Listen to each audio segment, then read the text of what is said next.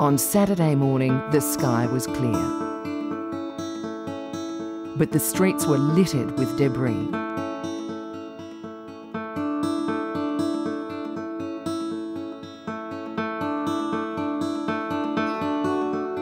And as we looked back at the last 24 hours, you heard of amazing heroism, offers of help and support, and stories of great tragedy.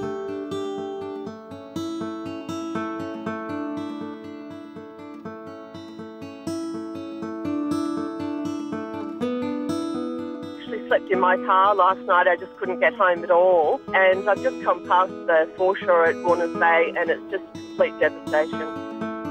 Emergency services in New South Wales will begin a massive clean-up operation today in the Hunter Valley and Newcastle. Standing here in Walsall, Nelson Street at the moment, I'm surrounded by abandoned vehicles, cars in the canals, shops with windows out. The shop owners are trying to make their buildings secure at the moment because, of course, looting's a real concern for us. Walls End businesses that have been affected by flooding have had to employ security guards to deter looters. More than 30 shops were inundated and have stopped trading for the next few days.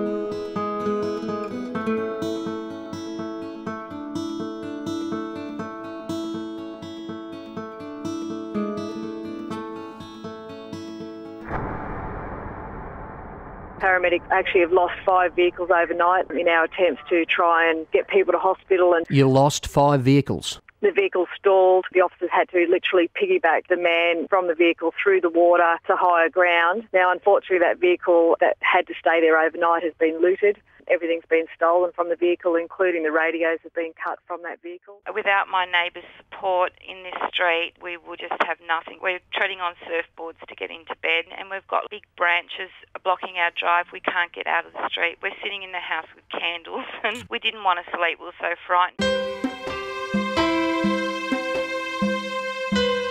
Energy Australia says it's working hard to restore power to homes in Sydney, the Central Coast and the Hunter Valley. I don't know that the organisation's ever faced a challenge of this magnitude, mate. At the outset, Craig, yes, it's going to be quite some time. I do apologise to customers, but this is way beyond our control.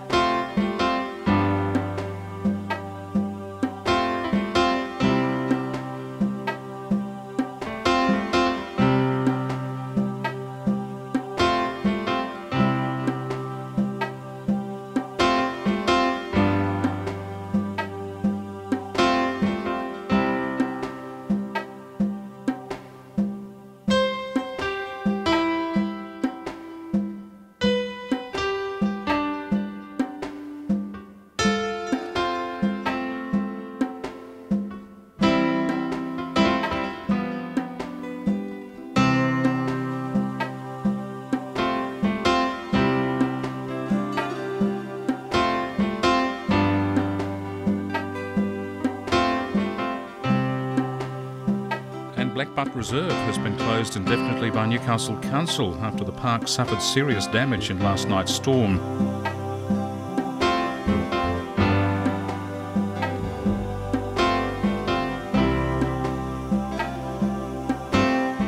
Shortly after 5 p.m. last night, we had reports of a male person being swept into a stormwater drain from a vehicle that he was a passenger in. Since that time, police have been conducting searches. The body of a 45-year-old man was found at Hamilton North near Newcastle after he was swept down a stormwater drain on Friday night. Police and emergency services have been commended for their bravery in searching for victims of the storms. 9 people have died because of the extreme conditions, including a family of 5 killed when their car was swept away by a road collapse near Somersby on the Central Coast. All personnel went above and beyond the call of duty.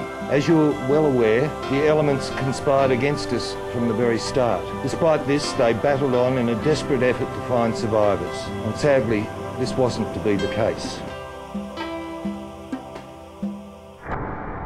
NRMA Insurance says it's already received more than 1,000 claims from Newcastle residents affected by the storms. Generally, most flood cover in Australia does cover people for storm-related flooding. The most important thing for people to do as policyholders is to contact your insurer straight away and talk to them about the claims process and the assessment process, and just make sure the insurer knows that you're intending to put a claim in. And the Prime Minister, John Howard, says he expects to visit the Hunter region and Central Coast in coming days to survey the damage from the storms and floods. Mr Howard has announced additional emergency funding of $1,000 per adult and $400 per child for people who've been injured or whose homes have been severely damaged.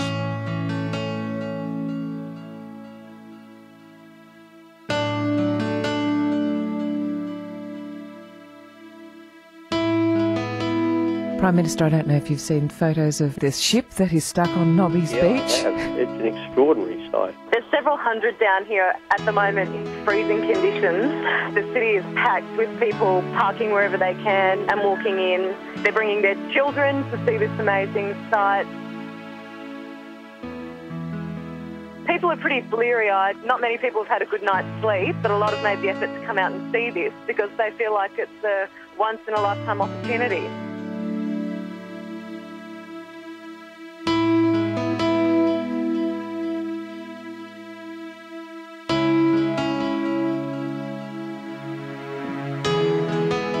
I know I speak for every Australian in saying that the country is thinking of you and the human and tragic side of something such as this.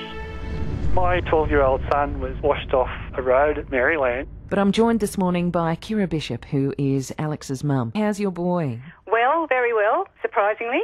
Kira, I'm actually joined on the other line by Mark Tucker, who works for Telstra. And when was your attention drawn to the fact that this young fellow was in trouble? Young girl was screaming at the boys in the creek, went down to try and help. It's about 4 blokes with the rope up to their waists in water and, trying to get it out to the boy. And council guy was on the tree with him, holding his head up out the water. The policeman, he's tried to get him and washed into another tree, and he's trying to calm him down. I've got all my wet weather gear, my gumboots and that on, and got back out, took it off, and I'm screaming because I'm panicking and I'm screaming to get some hose because the water's actually going around his chin, around his mouth. And he was hysterical. So I got the hose, and I'm thinking, put it in his mouth so he can breathe. But we can't get the hose to him. There was no one on the other side to sort of throw anything. So the council guy's just saying, hurry up, do something. And he said, I can't hang on anymore. So we're still trying to get the rope around him and hoping that the emergency service is going to turn up. And he just said, look, I'm going to let go. I just can't do it. So I just reached out to the branch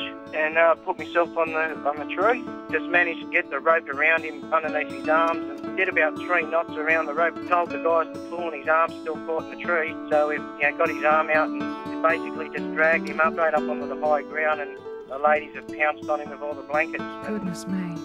Yeah. Mark, I bet that's not how you thought your day would end up when you went to work? No, it wasn't. Kira, what would you like to say to Mark? Oh, thank you so much, Mark. I'm just emotional over this. I haven't heard that full story like that. So yeah, I'm very grateful. That's all right. Kira, that's such a close call, isn't it? It's just a big thank you to Maryland people and to everybody who participated in that help. We just can't thank them enough.